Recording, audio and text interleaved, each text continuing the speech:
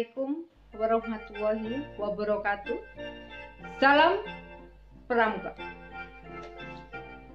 Selamat siang kakak-kakak peserta kursus mahir dasar Warcap Banyuwangi 2020. Dalam kesempatan kali ini, perkenalkan, saya Kak Desi akan menyampaikan materi tentang postur pembina pramuka. Penggalang. Penggalang, apa sih penggalang itu dan siapa penggalang itu? Penggalang adalah sebuah golongan setelah pramuka siaga. Sejarah kenapa disebut penggalang?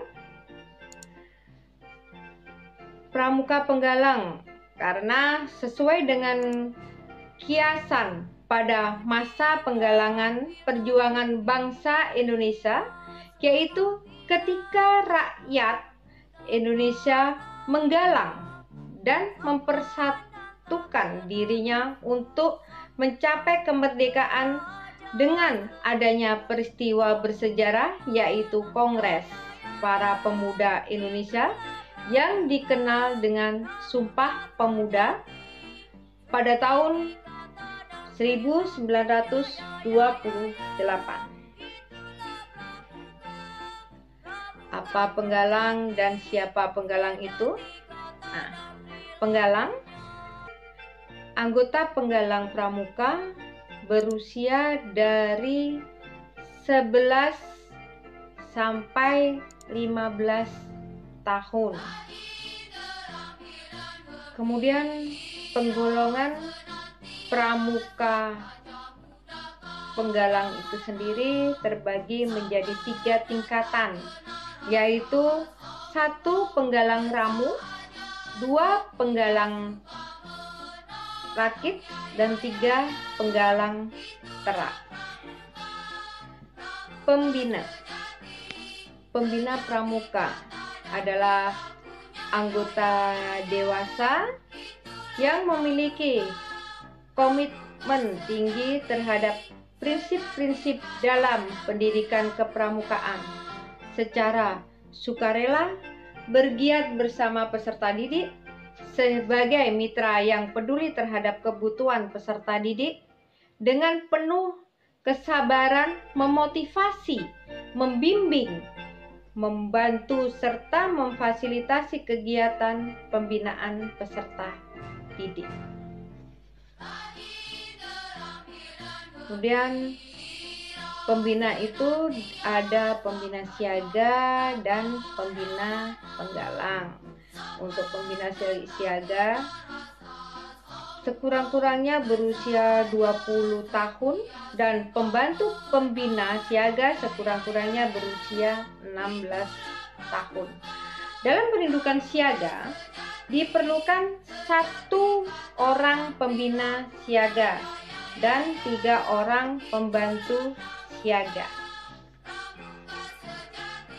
Nah, pembina penggalang.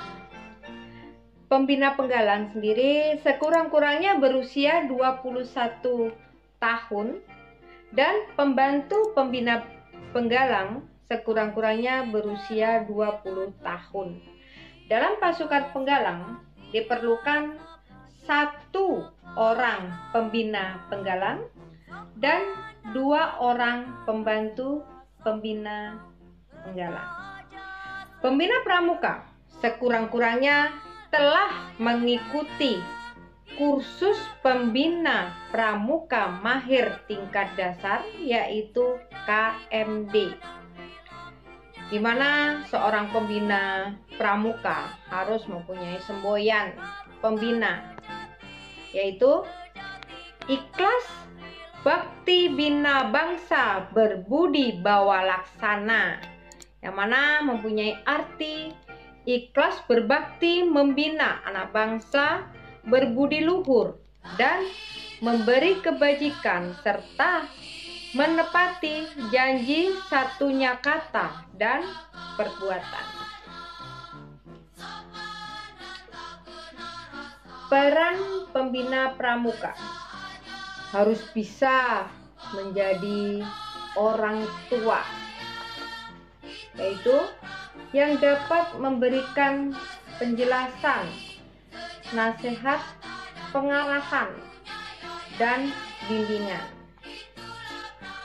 Juga harus bisa menjadi seorang guru, mengajarkan berbagai keterampilan dan pengetahuan. Sebagai kakak, melindungi, mendampingi, dan membimbing adik-adiknya.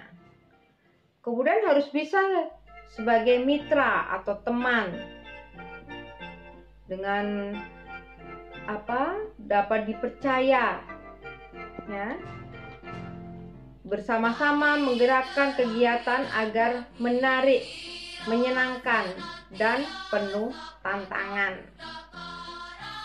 Kemudian harus bisa menjadi konsultan. Nah, konsultan di sini yaitu seorang pembina harus bisa menjadi tempat bertanya dan berdiskusi tentang berbagai macam permasalahan. Kemudian berikutnya yaitu harus bisa menjadi motivator, memotivasi untuk meningkatkan kualitas diri dengan berkreativitas, berinovasi, dan aktualisasi diri, membangun semangat untuk maju. Yang terakhir, peran pembina pramuka yaitu menjadi fasilitator, di mana harus bisa memfasilitasi kebutuhan dalam kegiatan peserta didik. Nah, kakak-kakak, itu peran pembina pramuka.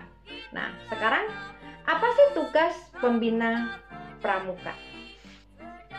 Tugas pembina pramuka: memberikan pembinaan agar peserta didik menjadi manusia berkepribadian, berwatak, dan berbudi luhur. 2. Warga negara Republik Indonesia atau WNI yang berjiwa Pancasila, setia dan patuh kepada NKRI, serta menjadi anggota masyarakat yang baik dan berguna. Menerapkan PDPK, yaitu menerapkan prinsip dasar pendidikan kepramukaan. MPK, metode pendidikan kepramukaan. Kemudian kiasan dasar atau KD, dan sistem AMONG atau SA dalam proses pembinaan. Yang ketiga, menghidupkan, membesarkan gudeg dengan selalu memelihara kerjasama yang baik dengan orang tua wali dan masyarakat. Terakhir, memberi pengayaan dengan mengikuti perkembangan bermanfaat bagi peserta didik dan lingkungan masyarakat, serta tetap berada dalam koridor ketaatan terhadap kode kehormatan pramuka. Kakak, tanggung jawab pembina pramuka. Dalam melaksanakan tugasnya, pembina pramuka bertanggung jawab atas terselenggaranya pendidikan kepramukaan yang teratur dan terarah sesuai dengan visi dan misi gerakan pramuka. Terjaganya pelaksanaan prinsip dasar pendidikan kepramukaan dan metode pendidikan kepramukaan pada semua kegiatan kepramukaan.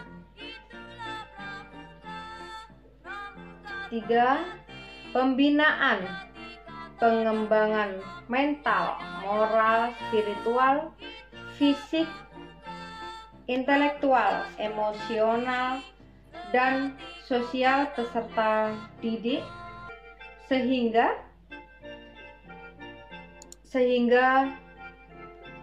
memiliki kematangan dalam upaya peningkatan kemandirian serta aktivitasnya di masyarakat. Yang keempat, terwujudnya peserta didik yang berkepribadian, berwatak, berbudi pekerti luhur, dan sebagai warga yang setia, patuh, dan berguna bagi bangsa dan negaranya. Dalam pengabdiannya, seorang pembina pramuka itu harus bertanggung jawab kepada Tuhan Yang Maha Esa, masyarakat, pembina, gugus depan, dan diri pribadinya sendiri. Nah, kakak sekalian, setelah kita mendengarkan materi yang Kak Desi sampaikan, yaitu postur pembina pramuka, Kak Desi akan memberikan tugas kepada kakak-kakak, yaitu membuat resume dari materi postur pembina pramuka. Itu tugas mandiri, ditulis tangan, ya, kemudian kakak foto, kirim ke Kak Desi. Yaitu tugas yang kedua, mendeskripsikan figur seorang pembina dalam bentuk paparan PPT yang disertai ilustrasi animasi. Itu tugas kelompok. Nah, demikian dari Kak Desi. Wassalamualaikum warahmatullahi wabarakatuh. Salam Pramuka.